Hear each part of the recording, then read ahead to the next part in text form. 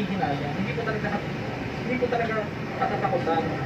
Panghihinayang. At syempre, natatakot ako sa mga ahas. Yung talagang inaano ko. Pero ito makikita nyo rito sa part na ito is nagkabasag-basag na yung mga tawag dito mga salamin. Tapos ito, itong part naman na ito, meron dito tayong papasukin dyan na may parang mga apartment to sa loob. Tignan natin guys.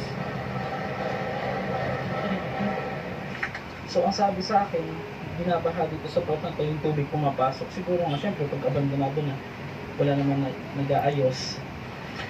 So bago matapos ang video, sasabihin ko sa inyo kung ano yung story nito. Para kasi hindi kayo masyadong matakot.